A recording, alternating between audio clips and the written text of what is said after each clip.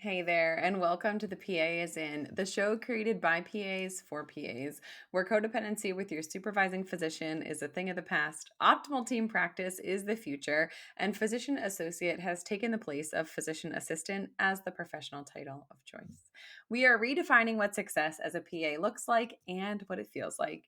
Here you'll find the tangible, practical things that I use to escape healthcare burnout, the exact mindset shifts, money habits, systems, and processes that I used to become a unicorn PA with a job that I love, abundant energy, time to spare, and work optional financial freedom.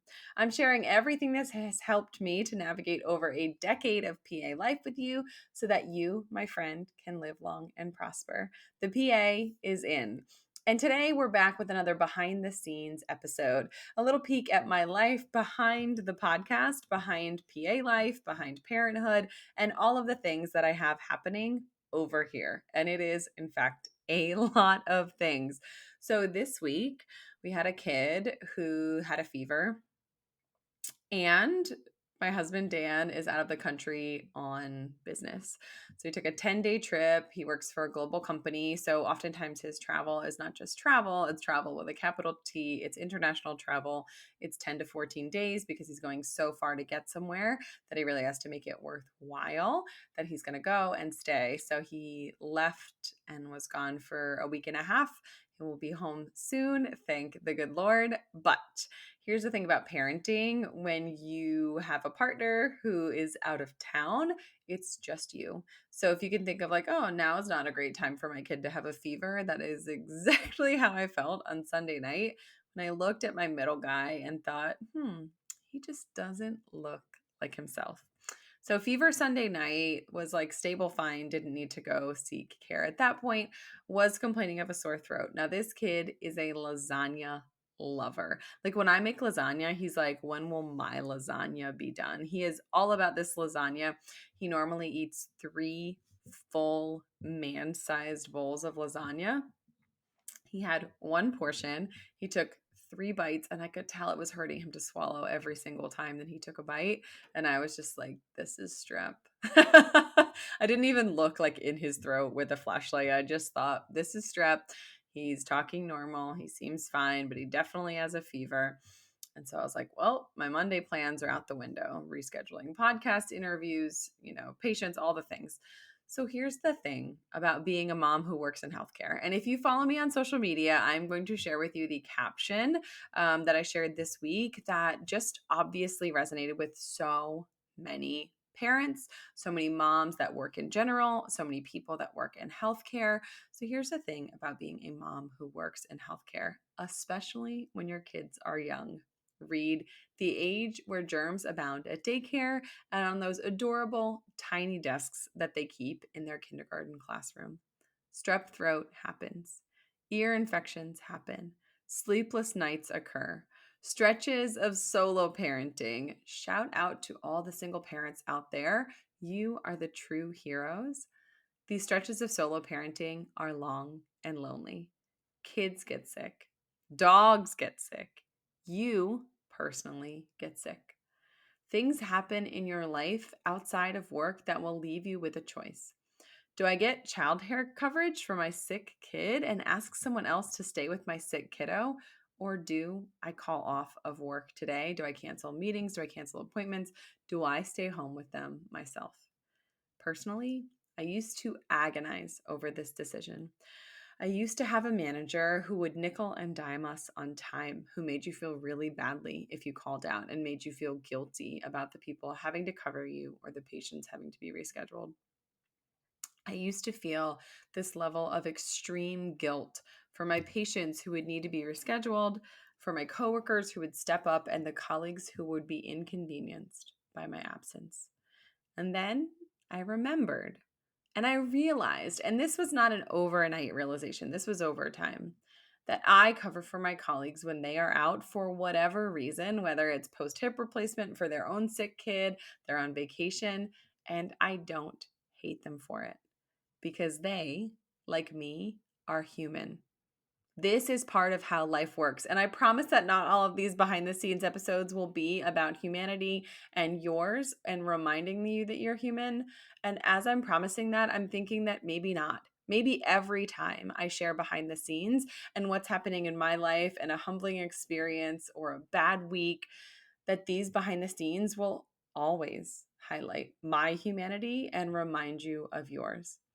So now, when a kid of mine is sick, patients get rescheduled, cases get reshuffled, adjustments are made to my work schedule, to my business schedule, to my podcast interview schedule, so that I can be home with him.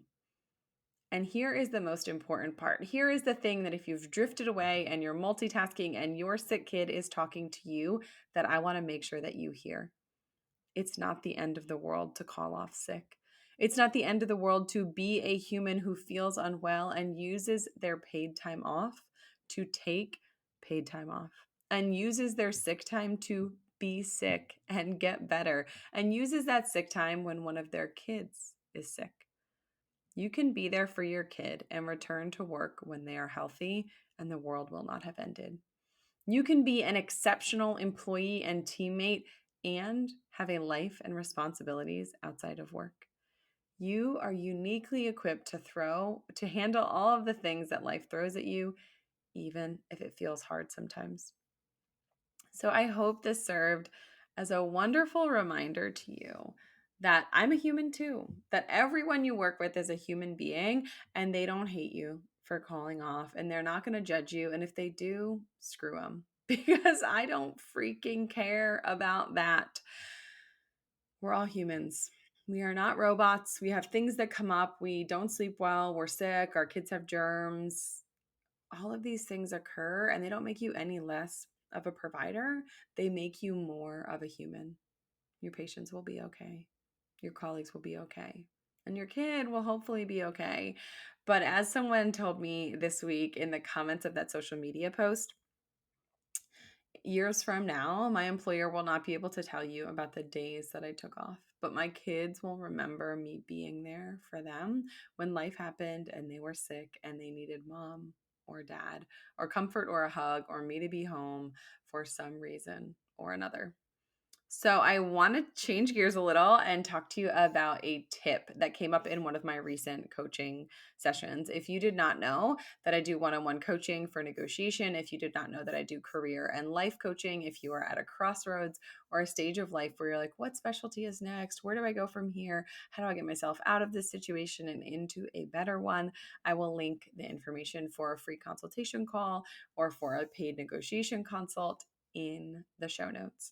So here is something that came up I just have some notes over here, so I'm going to pull them up because that's how I remember what I wanted to tell you.